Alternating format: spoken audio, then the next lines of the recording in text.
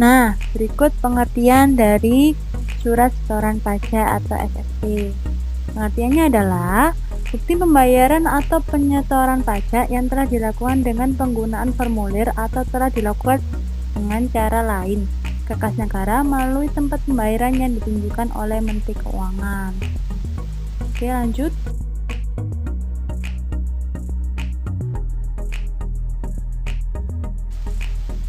Nah, untuk fungsi dari surat setoran pajak atau SSP adalah sebagai bukti pembayaran pajak bila telah disahkan oleh pejabat kantor penerima pembayaran yang berwenang atau bila telah mendapatkan validasi dari pihak lain yang berwenang.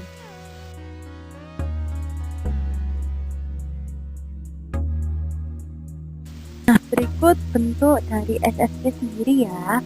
Di sini SSP terdiri dari berbagai bagian. Nanti kita akan jelaskan dari bagian-bagian yang terdapat di dalam lembar SSP ini. Oke, lanjut.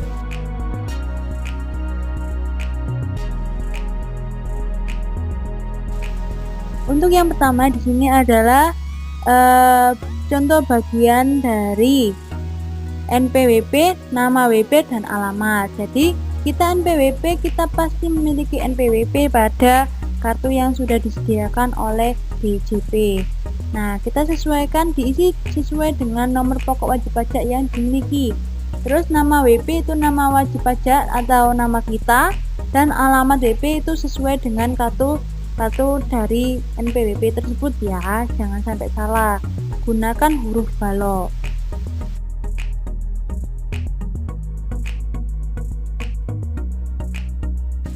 Nah, untuk yang selanjutnya ini adalah NOP dan alamat OP.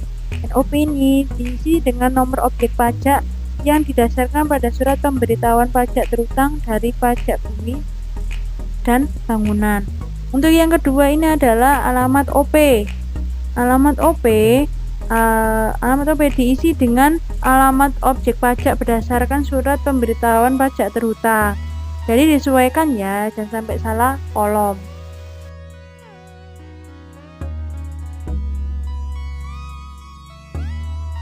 Untuk yang ketiga ini adalah kode akun pajak dan kode jenis setoran. Nah, kode akun pajak ini diisi dengan angka kode akun pajak sesuai dengan jenis pajak yang akan dibayarkan. Untuk yang kedua ini adalah kode jenis setoran atau KJS ya. Nah, diisi dengan angka untuk setiap pajak yang akan dibayarkan. Catatannya, ini kedua kode tersebut harus diisi dengan benar serta lengkap agar kewajiban perpajakan yang telah dibayarkan dapat diadministrasikan dengan tepat. Jadi jangan sampai salah ya, dan jangan lupa kita menggunakan huruf balok dan tulisannya harus jelas.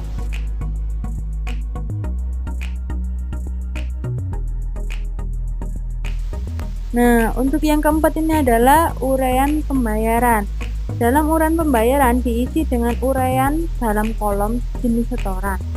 Khusus untuk PPh final pasal 4 ayat 2 yaitu transaksi pengalihan hak atas tanah dan bangunan harus dilengkapi dengan nama pembeli serta lokasi objek pajak. Sedangkan untuk PPh final pasal 4 ayat 2 yaitu persewaan tanah dan bangunnya yang disetor oleh yang menyewakan dilengkapi dengan nama yang menyewa serta lokasi objek yang disewa. Oke, jangan lupa kita menggunakan huruf balok.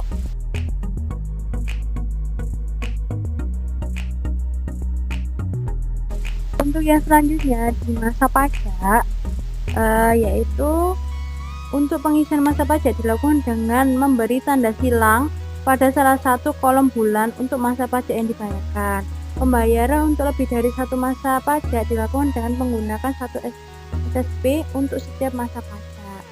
Jadi ketika kita membayar satu bulan, misalkan kita membayar bulan Mei. Nah, kita jangan lupa kita beri tanda silang pada bulan Mei tersebut ya, jangan sampai salah kolom. Oke, lanjut.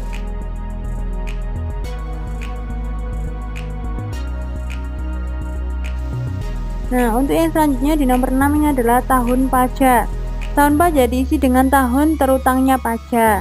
Jadi misalkan sekarang tahun 2020, berarti kita menulisnya adalah tahun 2020.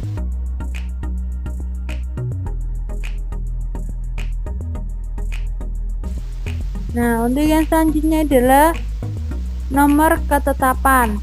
Nah, untuk nomor ketetapan ini diisi dengan nomor ketetapan yang tercantum pada surat ketetapan pajak atau SKPKB atau SKPKBT atau surat tagihan pajak atau STP, hanya apabila SSP digunakan untuk pembayaran pajak yang kurang dibayar berdasarkan surat ketetapan pajak atau STP. Nah, di sini diisi sesuai dengan nomor ketetapan STP, SKPKB atau SKPKBT. Oke.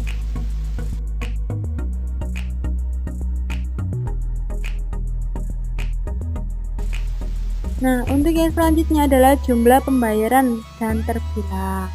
Untuk jumlah pembayaran dan terbilang dengan diisi dengan jumlah angka pajak yang dibayarkan dalam rupiah. Pembayaran pajak dengan menggunakan mata uang dolar Amerika Serikat bagi wajib pajak yang harus melakukan pembayaran pajak dalam mata uang dolar Amerika Serikat diisi secara lengkap sampai dengan sennya.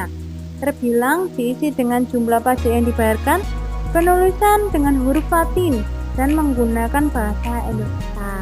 Ya, nanti huruf Latin kan huruf ke.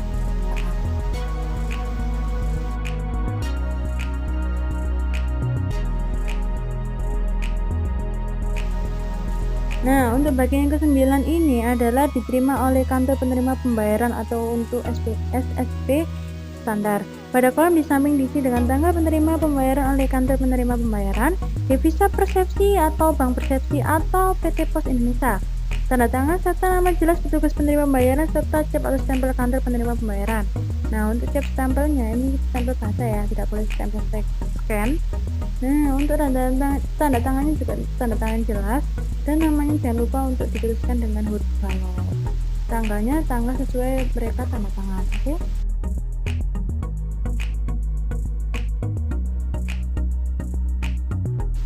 Nah, untuk bagian yang ke-10 ini adalah wajib pajak atau untuk SSP. Kolom di bawah ini diisi dengan tempat dan tanggal pembayaran, tanda tangan, serta nama jelas wajib pajak atau penyetor serta stempel usahanya. Nah, untuk stempelnya juga sama, jangan stempel scan, kita menggunakan stempel basah. Dan untuk nama jelas silakan menggunakan huruf balok.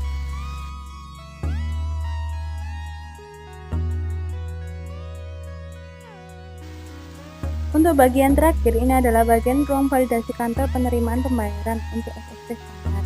Untuk ruang validasi diisi nomor transaksi pembayaran pajak atau NPWP serta nomor transaksi BAN atau NTB ataupun nomor transaksi pos atau NTP hanya oleh kantor penerima pembayaran yang telah mengadakan kerjasama modul penerimaan negara dengan DJP. Nah, untuk pengisian ini silakan menggunakan huruf balok.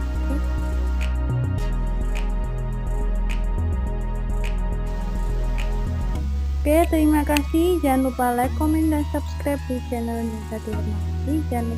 Bila ada pertanyaan, silakan komen atau silakan japri ya. Oke, mohon maaf kalau ada salah kata. Wassalamualaikum warahmatullahi wabarakatuh.